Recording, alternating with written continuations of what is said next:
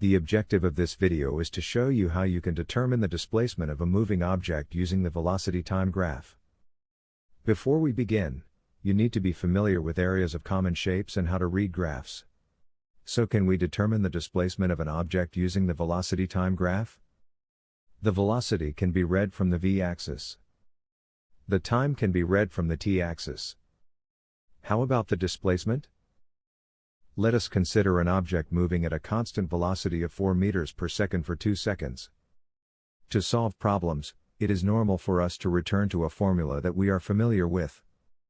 We have been trained since age 10 to recall and apply velocity equals displacement over time. Using this formula, we get 4 meters per second equals displacement over 2 seconds. That gives us displacement equals to 4 meters per second times 2 seconds, which is equal to 8 meters. How about looking at the same problem from another perspective? Consider the same problem, but this time round, plot a graph of velocity versus time.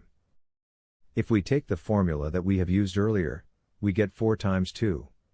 From the graph, 4 is the v-axis of the graph while 2 is the t-axis of the graph. So when we take 4 times 2, we are actually calculating the area of a rectangle. The formula works and the graph approach also works. So why did I bring in velocity time graph then? What if the velocity changes with time?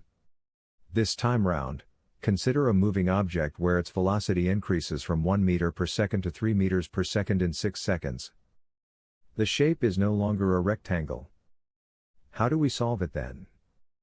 Let us return to the first question and try to derive a more generic equation to solve more challenging problems. Recall earlier that when we multiply 4 and 2, we are actually calculating the area of a rectangle. So in a graph, how do we define the boundaries in which the area can be calculated? The area is bounded by the time interval, the t-axis, the line of the graph. These 4 lines will form the shape of the graph. The area bounded by the lines will give you the displacement of the object. Therefore displacement equals area under velocity time graph.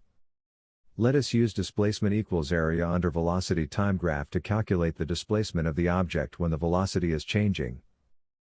In this question, the velocity increases from 1 meter per second to 3 meters per second.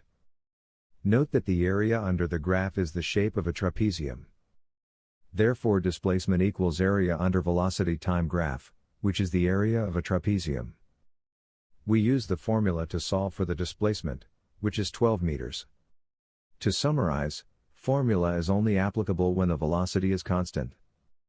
But the method of displacement equals area under velocity time graph is more generic. This is what we call forming an equation to solve problems, which will be pervasive across your studies.